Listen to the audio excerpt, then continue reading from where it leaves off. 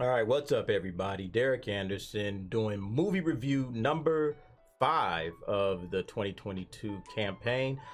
This one is Uncharted, starring Tom Holland, Mark Wahlberg, Sophia Ali, and Antonio Banderas. So first, let me get this out of the way. Full disclosure, I've never played the Uncharted video game, and that's not because I'm not a gamer or a guy that likes video games. The reason I never played Uncharted is truth be told, I'm a hardcore Indiana Jones fan. Raiders of the Lost Ark is my number one movie, sits on top of the shelf and hasn't been knocked off since 1981. And I saw that movie as a kid, and I've seen all three of the Indiana Jones films. The Indiana Jones trilogy is one of the greatest trilogies of all time, hands down. So Uncharted was a kind of a spin-off, right, of an not a spin-off, but a Indiana Jones style video game property. And I was like, not gonna sully the name of Indiana Jones with this cheap knockoff. That's how I felt. Now, I'm sure that the video game is fine, and based on how many people are fans of the game and how many they've made, I'm pretty sure it is great. Maybe one day I'll play it. So I'm not, but the good thing about that is I can come in and just review a movie. I don't have any biases from playing the game, from knowing the characters, from knowing any storylines. So I can just take this movie on its face. And so as I'm doing that, I'm looking at it and I'm like, it's all right. You know, it's an all right movie. It's not bad. It's not horrible. From somebody that's never ever played the game or been a part of this world, you know, it's okay.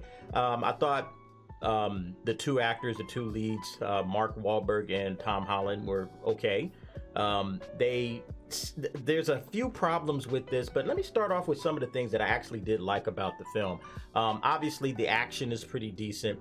You have great set pieces. You have a lot of great special effects especially really well done. Takes you right inside the movie, brings you up close. So I think that's one of the good things that I did enjoy about the film. Also, this film has pretty good structure. It's laid out very well.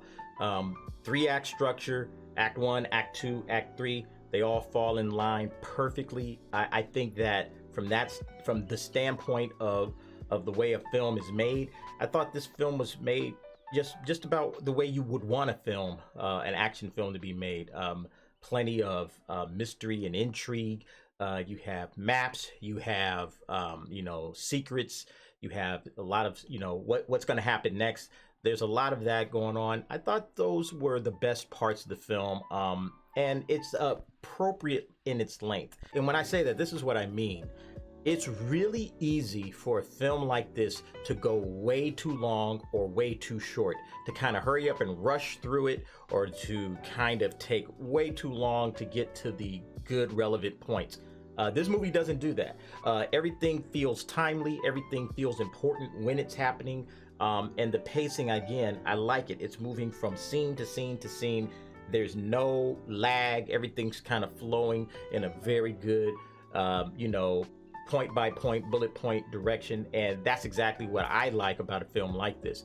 Now, for some of the things that I didn't like, one, there's way too much choppy, unfunny banter between Mark Wahlberg and Tom Holland. I don't know if that's the script's fault. I don't know if that's just the actors not delivering these lines very well, but the banter isn't funny at all, and they seem like they try a little bit too hard to make these guys a team. It's like, okay, this doesn't feel natural.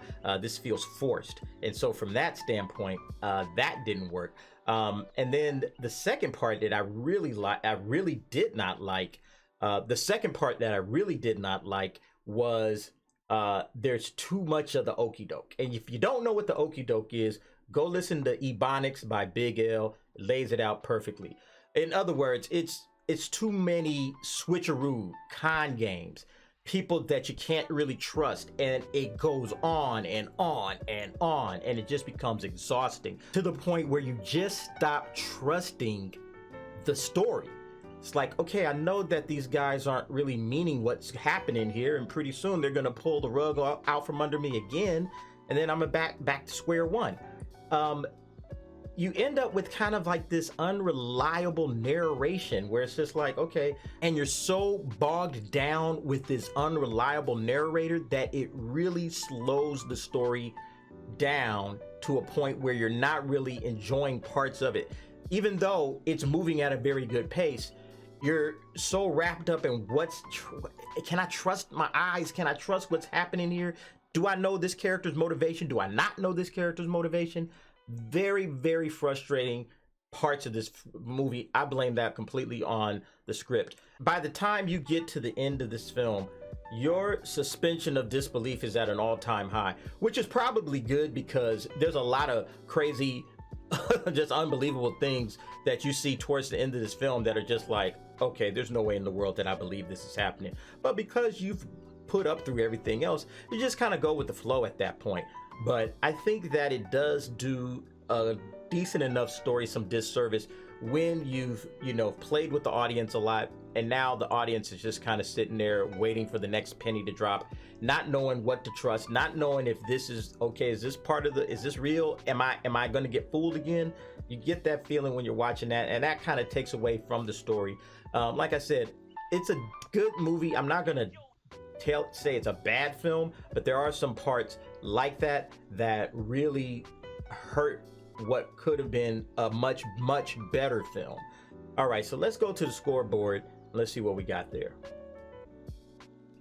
All right, so Uncharted. Let's go ahead and check out the scoreboard and see what the scoreboard says about this film.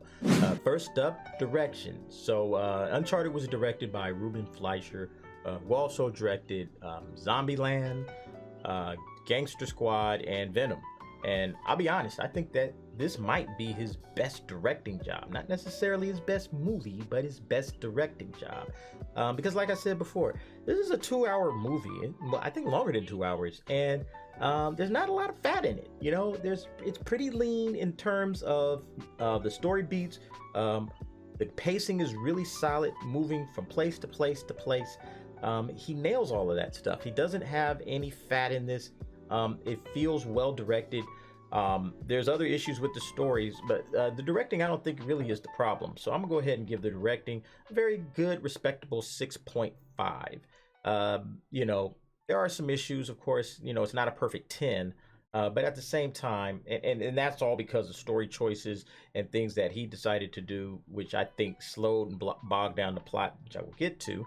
But I think overall, solid job. Nothing really wrong with, the way that this film was directed. And a 6.5 for me is probably, good. It's not great. It's not terrible. It's just, good job. All right. So well done, Ruben. Next up is the script and the story. Now, if there's any place where this story suffers, it is the story. Like I said before, a lot of the back and forth, the okie doke, the con games, they just went on way too long for a movie like this. It's like, okay, at some point in time, you just don't trust anything that you're watching anymore, and you're just sitting there kind of frustrated at what's happening. And the story, there's a story that could be told without all of that. Hey, this guy made a move, that guy made a move. Okay, we get it. You can't really trust these guys. But when you play that again and again and again, it just becomes, forced and contrived. And like I said, a lot of the dialogue between the two, it's really unbelievable. At some point, it's like, man, why do you even trust this dude? Like, how can you possibly go anywhere with this man? And then, there's another part that bugged me is that nobody had a gun. Like, there was a scene at the end where, I'm sure you can figure it out. I'm not spoiling anything, but the heroes are getting shot at and they don't have any weapons. And it's like, how come all the villains have weapons and you guys have no weapons? You came out here with no weapons? This is insane. Indiana Jones would have had a gun. Where's your gun? Okay, so at some point in time, it just gets to be a little bit too much. And me not knowing Uncharted, I gotta say, this is probably not the standard for the stories that have been told over a successful video game franchise. I'm pretty sure that this is going to be one of the main reasons why people that are Uncharted fans don't like this series or don't like this movie, because it's kind of silly. There's a lot of just unbelievable stuff. So I know that this isn't the standard, the unfunny, delivery of lines and jokes and the fact that there's a lot of unbelievable things. Yeah, I get it. It's a video game movie, so there's going to be a lot of unbelievable things that are going to happen. But you know, for the most part, I think that the script and the story really slowed this thing down. But I didn't think it was so terrible that it deserved like a 3 or a 2. I went ahead and gave it a 5.5. All right, next up is the acting. All right, I don't think the acting was bad either. I think everybody did their job, but it didn't feel like they had much to work with from the beginning. I think they actually elevated probably a pretty weak script, and they did the best job that they could with what they had. Tom Holland especially, I never saw Tom Holland in anything outside of Spider-Man. I've never seen him in anything else, I'm not gonna lie. So seeing him in this role was actually refreshing. He gets to be more charismatic. He gets to be a little bit more of an adult versus, you know, always playing like a teenager who, you know, frankly, hey, somebody, whoever's doing the next Spider-Man movie, kind of watch Tom Holland in action here. And hopefully maybe you can see, hey, this is what a Spider-Man Peter Parker should be. Somebody that's a little bit more confident. You know, Peter Parker unconfident is just not my thing. But so for the acting, I think everybody did a good job. 6.5, especially Sophia Ali. I liked her. I think she was good.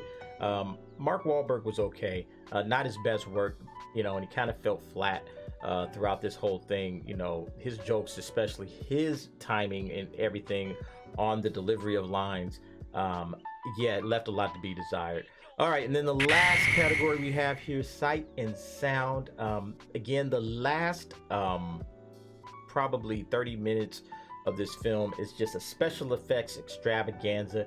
You can't go wrong again in this day and age with special effects. The CGI was decent. There are some issues with the CGI. There was a lot of CGI Tom Holland that was like, and you can see some of it in the trailer, where it's just like, oh, that doesn't look good. That doesn't look good. That looks very cartoonish. But, you know, again, you're not going to see Tom Holland really doing all of these crazy stunts, so they had to CGI it.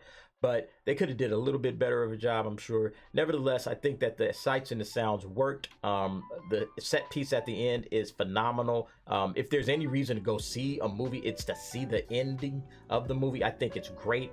And it doesn't go on too long. It's perfectly timed, and yeah, it's fantastic. I'm gonna give the sights and the sounds on this one a solid 8.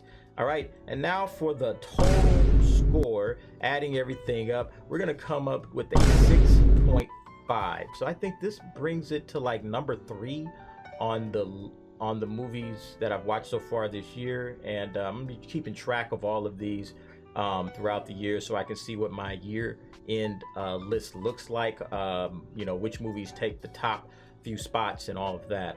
But in any case, that's my review for Uncharted. What did you think? If you're a video game fan, if you loved Uncharted and you played the games, how do you think that this movie compared to the video game series? And is this something that you want to see continue? Yeah, because my understanding is Nathan Drake is a lot older. This is more of a prequel to his character than what you see in the video games. Nathan Drake's a lot older, maybe in his 30s. Tom Holland's in his 20s in this movie, so it maybe takes place a decade before the Uncharted series begins. Do you want to see him continue with this? Do you want to see them go in a different direction? What would you do to change it? Because I know there's a lot of Uncharted fans right now that aren't too happy with this film. All right, well, that's going to do it for me. Thanks for watching. If you haven't already, subscribe to the channel. There's a link down below. Like the video if you did like it. Share it with your friends. Talk about the movie. Tell me what you think in the comments, and I'll see you at the next review. Okay, so here's my movie reviews rating so far for 2022. At the number 1 spot is Death on the Nile, followed by Scream, Uncharted, Jackass Forever, and then finally Moonfall. I haven't seen a lot of movies yet. I usually go to about 2 or 3 movies a week, maybe even more, depending on, you know, what's going on. But in this situation, I haven't gotten the opportunity to get out to a lot of movies. Obviously, there's things going on in the country that prevent me from going to a lot of movies. But the pace is starting to pick up. If they don't move any more films that I really want to check out, I'll be probably hitting at least 2 movies a week from now all the way through till May, based on what I plan on going to watch. This week there's another movie coming out. It's The Cursed. And I did want, is it The Curse or The Cursed? I don't know. I do want to see that film, so I'll probably be checking that out this weekend. And you know, if there's something else that looks particularly good, I'll go check it out. But I think that one's the next one. But yeah, that is it right now. Only 5 films so far. I'm definitely going to start watching out for some of the other ones, and I'll be keeping track of these week in, week out as we get through the year of 2022. So you can follow along with me, check me out, keep subscribe to the YouTube, you know, because every week we're going to update this list, and then you could disagree or agree, or you could say, hey man, you're an idiot, you don't know what you're doing, you don't know how to rate movies. I know how to rate movies. Let me give you my list. So do you have a top 5 that you've seen so far this year? Oh, and this is only going to be movies in theaters. There's a lot of Netflix and Amazon and HBO Max films that are coming out. If I didn't see it in the theater, I'm not going to review it on the, or I'm not going to add it here. I might review it on the channel, but I won't add it here. I'll just leave this simply for the theatrical releases. And, you know, we'll probably just do something different for those other ones. But in any case, that's that. So comment below. Let me know what you think. There the ratings are. And yeah. We'll see you.